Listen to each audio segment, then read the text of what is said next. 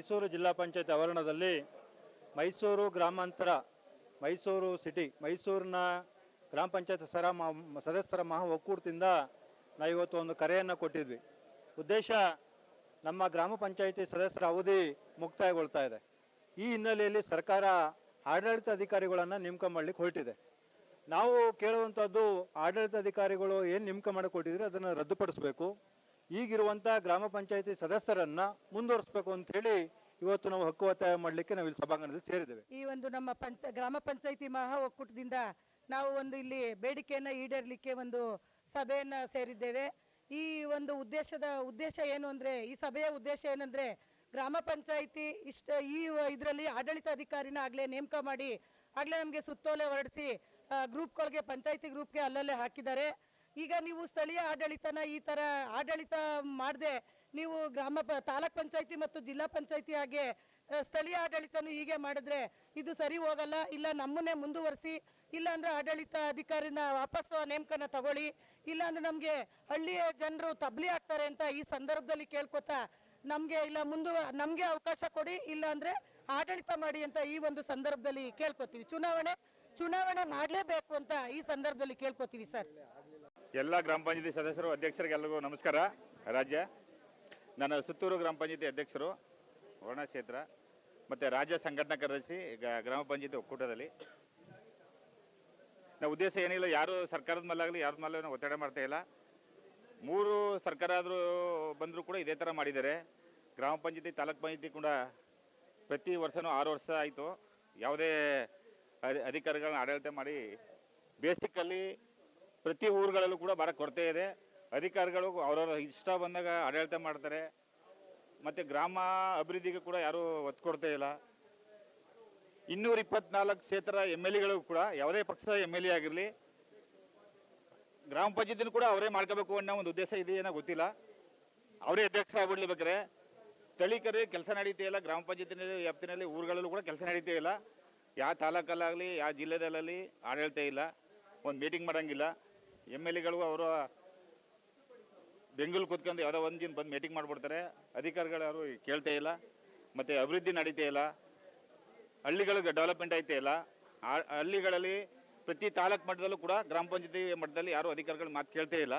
ಹಂಗಾಗಿ ಹಳ್ಳಿಗಳೆಲ್ಲ ಡೆವಲಪ್ ಆಗಬೇಕು ಅಂತಂದರೆ ಪ್ರತಿ ಎಲೆಕ್ಷನ್ ಮಾಡಿ, ಗ್ರಾಮ ಪಂಚಾಯತ್ ಎಲೆಕ್ಷನ್ ಅವಧಿ ಮುಗಿದ್ಮೇಲೆ ಡಿಸೆಂಬರ್ ಎಲೆಕ್ಷನ್ ಮಾಡಬೇಕು ಮಾಡಿದರೆ ನಾವೇನೋ ನಮ್ಮನ್ನೇ ನೇಮಕ ಮಾಡಿ ಅಂತ ಹೇಳ್ತಾ ಇಲ್ಲ, ನಮ್ಮನ್ನೇ ಮುಂದುವರಿಸು ಅಂತ ಕೇಳ್ತಾ ಇಲ್ಲ. ಹಳ್ಳಿಗಳು ಡೆವಲಪ್ ಆದರೆ ಡೆಲ್ಲಿ ಡೆವಲಪ್ ಆಗೋದು, ಬೆಂಗಳೂರು ಡೆವಲಪ್ ಆಗೋದು, ಹಳ್ಳಿನಲ್ಲಿ ಕೇಳೋರು ಇಲ್ಲ. ಹಾಗಾಗಿ ದಯಮಾಡಿ 224 ಕ್ಷೇತ್ರ MLAಗಳಿಗೂ ಕೂಡ ದಯಮಾಡಿ ಕೈ ಮುಗಿತೀವಿ. ಯಾವುದೇ ಪಕ್ಷ ಇರಲಿ, ನಮಗೆ ಆಡಳಿತಾಧಿಕಾರಿನ ಬಿಟ್ಟು ಇವ್ರನ್ನ ಮುಂದುವರಿಸಿ, ಇಲ್ಲಾಂದರೆ ಎಲೆಕ್ಷನ್ ಮಾಡಿ. ದಯಮಾಡಿ 224 ಕ್ಷೇತ್ರದ MLAಗಳಿಗೂ ನಿಮ್ಗೆ ದಯಮಾಡಿ ನಿಮ್ಮ ಪಾದಕ್ಕೆ ನಮಸ್ಕಾರ ಹಾಕ್ತೀವಿ. ತಾಲೂಕ್ ಪಂಚಾಯತಿ, ಜಿಲ್ಲಾ ಪಂಚಾಯತಿ ಎಲೆಕ್ಷನ್ 6 ವರ್ಷದಿಂದ ಕೂಡ ಅವ್ರು ಇಷ್ಟ ಬಂದಾಗ ಮಾಡ್ಕೊಂಡು ಯಾವುದೇ ಫಂಡ್ ಆಗಲಿ ಇದಾಗಲಿ ಕೊಡ್ದೇ, ಮತ್ತು ತಾಲೂಕಲ್ಲಿ ಅಭಿವೃದ್ಧಿನೇ ಆಗದೇ ಭಾಳ ತುಂಬ ತೊಂದರೆಯಲ್ಲಿದ್ದಾರೆ, ಯಾರು ಕೇಳ್ತೇ ಇಲ್ಲ. ಹಂಗಾಗಿ ನಿಮ್ಮ ಎಲ್ಲ ಕ್ಷೇತ್ರದ MLAಗಳಿಗೂ, ಎಲ್ಲ ಕ್ಷೇತ್ರದ ಕಾರ್ಯಕರ್ತರು ಕೂಡ ನಿಮ್ಮ MLA ಅವ್ರಿಗೆ ಡಿಮ್ಯಾಂಡ್ ಹಾಕಿ ಎಲೆಕ್ಷನ್ ಮಾಡಿ, ಚುನಾವಣೆ ಮಾಡಿ ಅಂತ ಹೇಳ್ತಾ, ಮತ್ತು ಕಾರ್ಯಕರ್ತರಿಗೆ ನೀವು ಆ ಥರ ಮೀಟಿಂಗ್ ಮಾಡಬೇಡಿ. ಮೀಟಿಂಗ್ ಮಾಡಿದ್ರೆ ಮುಂದಿನ ದಿನಗಳಲ್ಲಿ ನಿಮಗೆ ದೊಡ್ಡ ಹೋರಾಟ ಇರ್ತದೆ. ಮುಂದೆ ಇನ್ನೊಂದು ಜನ ಇದನ್ನು ಮೊದಲನೇ ಬಾರಿ ಮುಂದಿನ ಹೋರಾಟ ಇರ್ತದೆ ಅಂತ ಹೇಳ್ತಾ ನಿಮ್ಮ ದಯಮಾಡಿ ಕೇಳ್ತೀನಿ. ಸ್ಥಳೀಯ ಸರ್ಕಾರ ನಮ್ಮದು ಗ್ರಾಮ ಪಂಚಾಯತಿ. ಈ ಗ್ರಾಮ ಪಂಚಾಯತ್ ಸ್ಥಳೀಯ ಸರ್ಕಾರಗಳಂದರೆ, ಯಾಕಂದರೆ ಹಳ್ಳಿಲೇ ಇರ್ತಕ್ಕಂಥವ್ರು, ನಾವು ಗ್ರಾಮ ಪಂಚಾಯತ್ ಸದಸ್ಯರು ಆ ಗ್ರಾಮದಲ್ಲೇ ಇರ್ತೀವಿ. ಆ ಗ್ರಾಮ ಪಂಚಾಯತ್ ಸದಸ್ಯರೇ ಅಲ್ಲಿ ಆಯ್ಕೆಯಾಗಿ ಹೋಗ್ತಕ್ಕಂಥವ್ರು ಆ ಗ್ರಾಮದವ್ರೆ. ಯಾವುದೇ ವಿಚಾರ ಸಮಸ್ಯೆಗಳಿದ್ರು ಆ ಜನ ಅವರ ಬೀದಿ ದೀಪ ಇರ್ಬೋದು, ಅವರ ಮನೆಗಳ ಪ್ರಾಬ್ಲಮ್ ಇರ್ಬೋದು, ಕುಡಿಯೋ ನೀರು ಇರ್ಬೋದು, ರಸ್ತೆಗಳಿರ್ಬೋದು, ಚರಂಡಿ ಎಲ್ಲನೂ ಕೂಡ ಅಲ್ಲಿರ್ತಕ್ಕಂಥ ಗ್ರಾಮ ಪಂಚಾಯತ್ ಮೆಂಬರ್ಗೆ ಹೇಳ್ತಾರೆ. ಯಾರೂ ಸಹಿತ ಆಡಳಿತಾಧಿಕಾರಿಗಳ ಹತ್ರನೋ MLA ಹತ್ರನೋ MP ಹತ್ರನೋ ಹೋಗಲ್ಲ. ಅಲ್ಲಿಗೆ ಲೋಕಲ್ ಬಾಡಿಗೆನೇ ಸುಪ್ರೀಮು. ಸ್ಥಳೀಯ ಸರ್ಕಾರ ಅಧಿಕಾರ ವಿಕೇಂದ್ರೀಕರಣ ಇರ್ತಕ್ಕಂಥ ವ್ಯವಸ್ಥೆನೇ ಇವರು ಅಧಿಕಾರ ಕೇಂದ್ರೀಕರಣ ಮಾಡಕ್ಕೆ ಕೊಟ್ಟಿದ್ದಾರೆ. ತಮಗೆ ಮಾಧ್ಯಮದ ಮುಖಾಂತರಗಳೆಲ್ಲ ಗೊತ್ತಿದೆ. 5 ವರ್ಷ ಆಯಿತು ಜಿಲ್ಲಾ ಪಂಚಾಯತಿ ಮುಗಿದು. 5 ವರ್ಷದಲ್ಲಿ ಏನು ಅಭಿವೃದ್ಧಿ ಆಗಿದೆ ಅನ್ನೋದು ಯಾರಿಗೂ ಕೂಡ ಗೊತ್ತಾಗಿದೆ. ಏನು ಸಮಸ್ಯೆಗಳು ಬಂದಾಗ ಯಾವುದೇ ಅಭಿವೃದ್ಧಿ ನಡೀತಕ್ಕಂಥದ್ದು ಗ್ರಾಮ ಪಂಚಾಯತಿಲೇ ಹೊರತು ಯಾವುದೇ ಥರದ MLAಗಳು MP ಗಳು ಎಲ್ಲೋ ತಿಂಗಳಲ್ಲೋ ಚುನಾವಣೆ ಬಂದಾಗ ಬರ್ತಾರೆ ಬಿಟ್ರೆ, ಯಾವ್ದಾದ್ರು ಕಾರ್ಯಕ್ರಮಗಳು ಮತ್ತು ಯಾವ್ದಾದ್ರು ಫಂಕ್ಷನ್ಗಳಿದ್ರೆ ಬರ್ತಾರೆ ಹೊರತು ಹಳ್ಳಿಗೆ ಯಾರು ತಿರುಗಿ ನೋಡಲ್ಲ. ಅದರ ಸಮಸ್ಯೆ ಇರ್ತಕ್ಕಂಥದ್ದು ಗ್ರಾಮ ಪಂಚಾಯತಿ ಸದಸ್ಯರಿಗೆ ಮಾತ್ರ. ಅಲ್ಲಿ ಏನೇ ಕೆಲಸ ಕಾರ್ಯಗಳಲ್ಲಿ ಗ್ರಾಮ ಪಂಚಾಯತಿ ಸದಸ್ಯರೇ ಅದಕ್ಕೆ ಭಾಗವಹಿಸಿ ಅದು ಸೆಟರೇಟ್ ಮಾಡ್ತಾರೆ. ಆಡಳಿತಾಧಿಕಾರಿ ನೇಮಿಸಿದ್ರೆ ಯಾವುದೇ ಕೆಲಸ ಕಾರ್ಯಗಳಾಗಲ್ಲ. ಹಳ್ಳಿಲಿ ಮುಖ್ಯವಾಗಿ ಕುಡಿಯೋ ನೀರನ್ನೇ ಬಿಡಲ್ಲ ವಾಟರ್ ಮ್ಯಾನ್ಸ್. ನಾವಿದ್ರೆ ಆ ಪಟ್ಟಿ ಆಟ ಆಡಿಸ್ತಾರೆ, ಈ ಕಡೆ ಬೀದಿಗೆ ಬಿಟ್ರೆ ಆ ಕಡೆ ಬೀದಿಗೆ ಬಿಡಲ್ಲ ಅಂತೇಳಿ ಆಡಳಿತಾಧಿಕಾರಿ ಒಂದು 8 ರಿಂದ 10 ಹಳ್ಳಿಗಳಿರ್ತವೆ ಒಂದು ಪಂಚಾಯತಿಗೆ. ಕೆಲವು ಪಂಚಾಯತಿಗಳಿಗೆ 10 ರಿಂದ 15 ಹಳ್ಳಿಗಳಿರ್ತವೆ. ಅಂತ್ಯದಲ್ಲಿ ಆಡಳಿತಾಧಿಕಾರಿ ಎಷ್ಟು ಹಳ್ಳಿಗಳಿಗೆ ಹೋಗಿ ನೋಡಿದವರು? ಎಷ್ಟು ಸಮಸ್ಯೆ ಬಗೆಹರಿಸಕ್ಕಾಗ್ತದೆ? ಮಾನ್ಯ ಸಿದ್ದರಾಮಯ್ಯನವರು JH ಪಟೇಲ್ರ ಕ್ಯಾಬಿನೆಟಲ್ಲಿ ಉಪಮುಖ್ಯಮಂತ್ರಿ ಮತ್ತು ಹಣಕಾಸು ಮಂತ್ರಿ ಆಗಿದ್ದರು. ಆ ಸಂದರ್ಭದಲ್ಲಿ ಇವರು ಸಹಿತ ಸೇರಿ ನಮ್ಮ 15 ತಿಂಗಳು ಅವಧಿನ JH ಪಟೇಲ್ರ ನಾಯಕತ್ವದಲ್ಲಿ ಮುಂದುವರಿಸಿದ್ರು. ಅದೇ ರೀತಿ ಆ ಕ್ಯಾಬಿನೆಟ್ ಇರ್ತಕ್ಕಂಥ ಸಿದ್ದರಾಮಯ್ಯನವರು ಇವತ್ತು ತಾವೇ ಮುಖ್ಯಮಂತ್ರಿಗಳಾಗಿದ್ದಾರೆ. ಅದನ್ನ ಆ ಸಂವಿಧಾನದ 8ನೇ ತಿದ್ದುಪಡಿನ ರದ್ದುಪಡಿಸಿ ನಮ್ಮ ಚುನಾವಣೆ ನಡೆಸಿ, ನಾವೇನು ಚುನಾವಣೆ ನಡೆಸಬೇಡಿ ಅಂತ ಹೇಳಿಲ್ಲ, ಚುನಾವಣೆ ನಡೆಯೋವರೆಗೆ ಯಾವುದೇ ಥರದ ಒಂದು ದಿನನೂ ಕೂಡ ಆಡಳಿತಾಧಿಕಾರಿ ಇರಬಾರ್ದು. ನೀವು ಚುನಾವಣೆ ನಡೆಸಿದ್ರೆ ನಮ್ಮ ಸ್ವಾಗತ.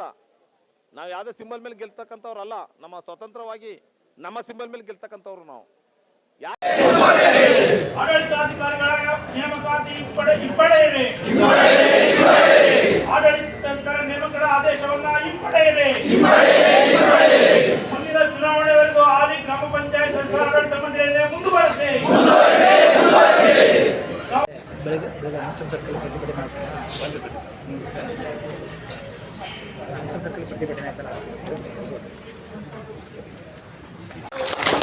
ನನ್ನ ಸೈಡಿಂದ ನಾನು ಹೇಳ್ತಾ ಮಿಕ್ಕಿದ ತಮ್ಮ ಏನು ಮನವಿ ಇದೆ ನಾವು ಕಳಿಸ್ಕೊಡ್ತೀವಿ, ಇದಾಗಲಿ. ಆ್ಯಂಡ್ ಎನಿವೇಸ್ ತಮ್ಮದೆಲ್ಲ ಅವಧಿ ಏನಿದೆ ಹಂತವಾಗಿ ಏನೋ ಮುಗಿಯೋಕ್ಕೆ ಬರ್ತಾ ಇದೆ. ಮುಂದಿನ ಚುನಾವಣೆ ಕೂಡ ತಾವೆಲ್ಲ ಫೇಸ್ ಮಾಡ್ತೀರಾ. ಸೊ ಆ ಚುನಾವಣೆಯಲ್ಲಿ ತಮಗೆಲ್ಲ ಎಷ್ಟು ಸಿಗಲಿ ಅಂತ ತಮಗೆ ಶುಭಾಶಯಗಳು ಕೋರುತ್ತೇನೆ. ಇದರ ಮಧ್ಯದಲ್ಲಿ ತಾವು ಅಧಿಕಾರದಲ್ಲಿ ಇರಲಿ ಬಿಡಲಿ ಏನೇ ವಿಚಾರ ಇರಲಿ, ಬಟ್ ನಮ್ಮ ಗ್ರಾಮ ಪಂಚಾಯತಿಗಳಿಗೆ ಸಂಬಂಧಪಟ್ಟಂತೆ ಏನೇ ಇಂಪಾರ್ಟೆಂಟ್ ಆಡಳಿತ ವಿಚಾರ ಏನಾವುದು ನನ್ನ ಗಮನಕ್ಕೆ ತರುವ ಏನಾವುದು ತಮ್ಮ ಇದರಲ್ಲಿ ಇದ್ದರೆ ಯಾವಾಗ ಬೇಕಾದರೂ ತಾವು ನನ್ನ ಕಚೇರಿಗೆ ಬಂದು ಕೊಡ್ಬೋದು, ಇಲ್ಲ ನನ್ನ ಫೋನ್ ನಂಬರ್ ಇದೆ ಅಲ್ಲಿ ಮೆಸೇಜ್ ಹಾಕ್ಬೋದು. ಮ್ಯಾಕ್ಸಿಮಮ್ ನನ್ನ ಹಂತದಲ್ಲಿ ಏನು ಮಾಡಬೇಕು ಅದನ್ನು ನಾನು ಇಮಿಡಿಯೇಟ್ಲಿ ಸ್ಪಂದನೆ ಮಾಡ್ತೀನಿ. ರಾಜ್ಯ ಸರ್ಕಾರಕ್ಕೆ ಏನು ಪ್ರಸ್ತಾವನೆ ಕಳಿಸ್ಕೊಡ್ಬೇಕು ಕಳಿಸ್ಕೊಡ್ತೀನಿ.